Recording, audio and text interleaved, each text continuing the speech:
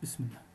Au cours d'un repas qu'il partageait avec la reine, le roi Christophe racontait qu'il faisait très froid sur le mont La Ferrière, où il était allé ce matin-là superviser la construction de sa citadelle.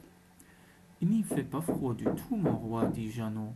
Le cuisinier en s'y mit son tout de go dans la conversation. Si un homme reste là-haut toute la nuit, sans vêtements ou sans aucune source de chaleur, il mourra de froid, affirma le roi. Oh non, car il n'y fait vraiment pas froid, insista Jeannot. Mais qui es-tu pour tenir ainsi tête à ton roi? Ce soir, tu iras au sommet du mont La Ferrière et tu y resteras sans vêtements et sans feu jusqu'à l'aube. Si tu es vivant au lever du soleil, je te donnerai en récompense 100 hectares de terre cultivable. Mais si tu meurs, et c'est ce qui t'attend, on inscrira sur ta tombe si j'ai l'idiot qui a tenu tête au roi Christophe. Le soir même, 2 gardes accompagnèrent Jeannot au mont La Ferrière et l'amenèrent jusqu'à la tour la plus élevée de la citadelle. Jeannot ôta prestement ses vêtements en s'exclamant: Vous voyez qu'il ne fait pas du tout froid. Jeannot se prit à grelotter dès que le soleil se coucha, que le vent souffla et qu'un épais brouillard s'abattit sur la citadelle. Pourquoi trembles-tu donc? Lui demandèrent les gardes. Pour garder la chaleur, répondit Jeannot, qui ne tarda pas à claquer des dents. Pourquoi tes dents font-elles ce bruit? Pour rompre le silence, dit Jeannot, qui pleurait à chaudes larmes. Pourquoi pleures-tu donc? Je pleure la mort de ma mère, chuchota Jeannot en se tapant les côtes. Pourquoi fais-tu ainsi?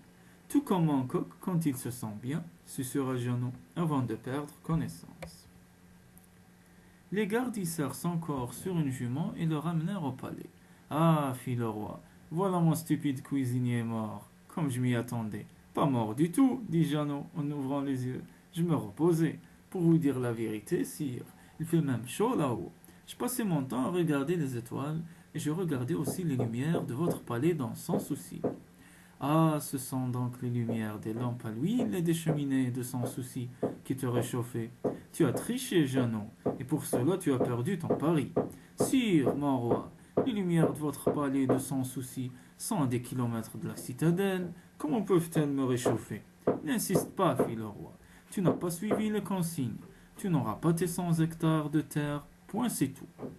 Ce soir-là, le roi et la reine se mirent à table dans la grande salle à manger du palais de Sans Souci. Ils attendirent longuement d'être servis. Une fois, 2 fois, et encore une autre fois, Jeannot fit savoir au roi et à la reine que le dîner n'est pas prêt. De guerre lasse, le roi lui-même se rendit aux cuisines et à sa grande stupeur, découvrit que le poêle, qui contenait la nourriture à cuire, se trouvait à une extrémité de la pièce et que le feu du charbon se trouvait à l'autre extrémité. Qu'est-ce que c'est que cette idiotie? Comment la nourriture peut-elle cuire si elle n'est pas sur le feu, Jeannot? Patience, mon roi, le poêle n'est pas bien loin du feu. 6 mois depuis la citadelle, j'ai pu me réchauffer grâce aux lumières du palais de Sans Souci. C'est certain que les aliments cuiront à proximité du feu. Tu as gagné, Jeannot, tes 100 hectares de terre cultivable, dit le roi en éclatant de rire. Et maintenant, mets le poêle sur le feu, nous avons faim, la reine et moi.